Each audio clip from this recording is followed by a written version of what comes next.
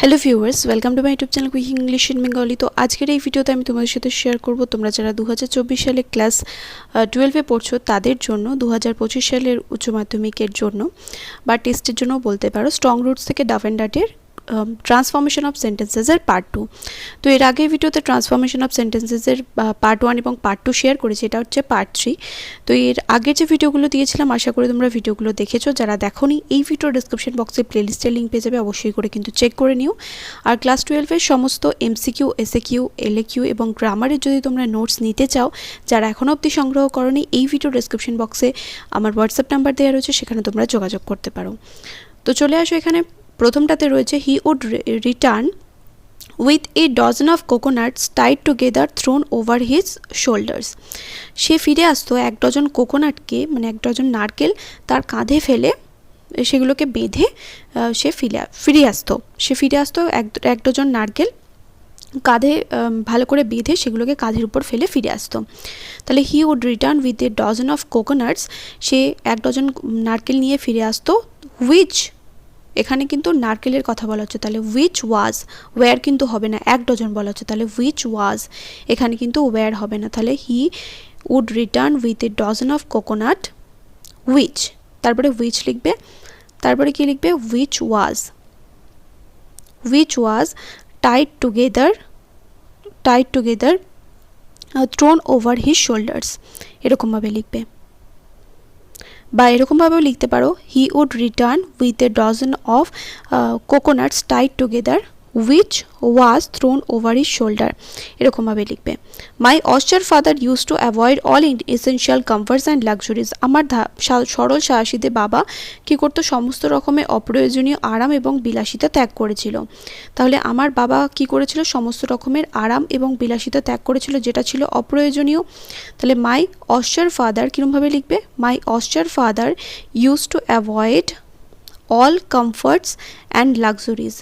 My austere father used to avoid all comforts and luxuries. আমার বাবা এড়িয়ে চলতেন সমস্ত রকমের আরাম এবং বিলাসিতা, এবং এটা প্লুরাল নাম্বার হচ্ছে, তাহলে কি হবে, which were, শুধু ওয়্যার নয়, which were অ্যাডজেক্টিভ ক্লজের ইউজ হলো, which were inessential, যেগুলো ছিল অপ্রয়োজনীয়, inessential।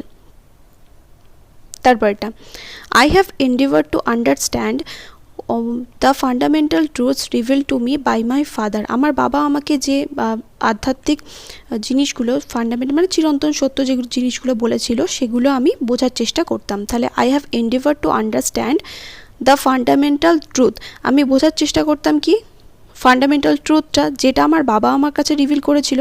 ট্রুথস হুইচ ওয়্যার, এখানে প্লুরাল নাম্বার কিন্তু, তাহলে which were reveal to me by my father, এতটা অবধি লেখার পর লিখবে which were reveal to me by my father. তারপর পরেরটা রয়েছে, এখানে বলেছে change the following sentences into compound sentence. তো এই নিচের সেন্টেন্সগুলোকে কম্পাউন্ড সেন্টেন্স বানাতে হবে, অর্থাৎ যৌগিক বাক্যে পরিণত করতে হবে। ডিসপাইট দিস ডিসঅ্যাডভান্টেজেস, এই সমস্ত প্রতিকূলতা সত্ত্বেও, হি পজেস গ্রেট ইনেট উইজডম, সে অনেক জ্ঞানের অধিকারী ছিল, অনেক সহজাত জ্ঞানের অধিকারী ছিল।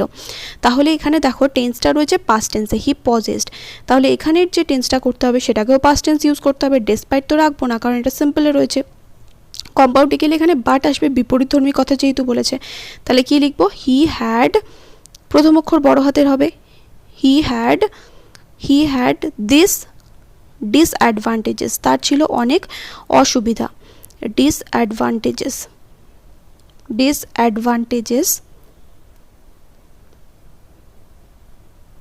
কমা হি পজেসড গ্রেট ইনেট উইজডম, তিনি অনেক সহজাত জ্ঞানের অধিকারী ছিলেন।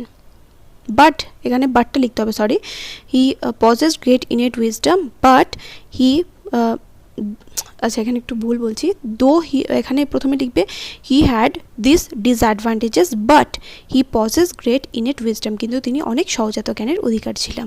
হিটা পরের সেন্টেন্সে না লিখলেও চলবে, he had this disadvantages but possess great innate wisdom. He had an ideal helpmate in my mother Ashiamma, তার আদর্শ সহধর্মিনী কে ছিল, আমার মা আশিয়াম্মা ছিল। তাহলে he had an ideal helpmate in my mother and my mother was Ashiamma. she had an ideal helpmate in my mother and লিখবে এখানে, and my mother was Ashiamma, বা and she was আশিয়াম্মা, এবং সে ছিল Ashiamma. I normally ate with my mother, আমি সাধারণত আমার মায়ের সাথে খেতাম sitting on the floor of the kitchen, রান্নাঘরে মেঝেতে বসে। তাহলে আমি সাধারণত আমার মায়ের সাথে খেতাম এবং রান্নাঘরে মেঝেতে বসে খেতাম। তাহলে I normally ate with my mother and sat on the floor of the kitchen, এবং রান্নাঘরে মেঝেতে বসতাম। I normally ate with my mother and sat on the floor of the kitchen, এবং রান্নাঘরে মেঝেতে বসতাম। The Shiva temple which made Rameswaram so famous to pilgrims was about a 10-minute walk from our house. যে শিব মন্দির রামেশ্বরমকে তীর্থযাত্রীদের কাছে বিখ্যাত করে তুলেছিল সেটা ছিল আমাদের বাড়ি থেকে 10 মিনিটের হাঁটা পথ। তাহলে শিব মন্দির রামেশ্বরমকে তীর্থযাত্রীদের কাছে বিখ্যাত করে তুলেছিল সেটা ছিল বাড়ি থেকে 10 মিনিটের হাঁটা পথ। তাহলে শিবা টেম্পল বিখ্যাত করে তুলেছিল এবং এটা ছিল আমাদের বাড়ি থেকে 10 মিনিটের হাঁটা পথ। তাহলে দ্য শিবা টেম্পল এরমভাবে লিখবে অ্যান্ড দিয়ে। তাহলে দ্য শিবা টেম্পল হুইচটা কেটে দেবে, the Shiva temple made Rameswaram so famous to pilgrims and লিখবে and it was about a 10-minute walk from our house, এটা ছিল আমাদের বাড়ি থেকে 10 মিনিটের হাঁটা পথ। তারপর there was a very old mosque in our locality, আমাদের এলাকায় অনেক পুরনো মসজিদ ছিল। There were my father would take me for evening prayer, এবং আমার বাবা আমাকে সেখানে সন্ধ্যাবেলা প্রার্থনার জন্য নিয়ে যেত। তাহলে there was a old mosque, a very old mosque in our locality and my father, এখানে ওয়্যারটা বাদ দিয়ে কি লিখবে and my father would take me there for evening prayer, সন্ধ্যাবেলা প্রার্থনার জন্য আমার বাবা আমাকে সেখানে নিয়ে যেতেন।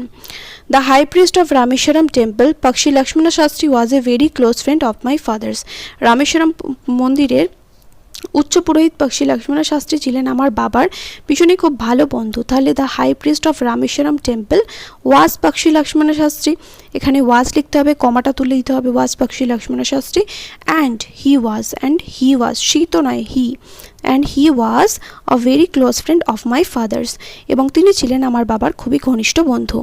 তারপর পরেরটা বলেছে দেখো, I remember my father starting his day at 4 AM by reading the namaz before dawn, আমার মনে আছে আমার বাবা তার দিন শুরু করতো, কিভাবে তার দিন শুরু করতো, ভোর 4টের সময় নামাজ পড়ে। তাহলে I remember my father starting his day at 4 AM, 4টের সময় সে তার দিন শুরু করতো। কিভাবে শুরু করতো, বাই রিডিং দ্য নামাজ, এই যে এখানে কথাটা রয়েছে এটাকে তাহলে চেঞ্জ করতে হবে। তাহলে প্রথমে কি লিখবো, I remember my father starting his day at 4 AM and তারপরে সে কী করতো, অ্যান্ড হি রিড থেকে এখানে পাস্ট টেন্স হবে, কারণ এখানে দেখো এখানে অতীতকালের কোনো একটা অভ্যাসের কথা বোঝাচ্ছে, তাহলে এখানে ইউজ টু রিড হবে। তাহলে I remember my father starting his day at 4 AM and he used to এখানে used to টা ইউজ করবে, used to read the namaz before dawn, তাহলে এরকমভাবে লিখতে হবে দ্য নামাজ বিফোর ডন। আশা করি বুঝতে পারলে। নেক্সট ভিডিওতে পরের পেজগুলো আমি তোমার সাথে শেয়ার করব, পরের যে গ্রামারগুলো রয়েছে। দেখা হবে নেক্সট ভিডিওতে। Till then by.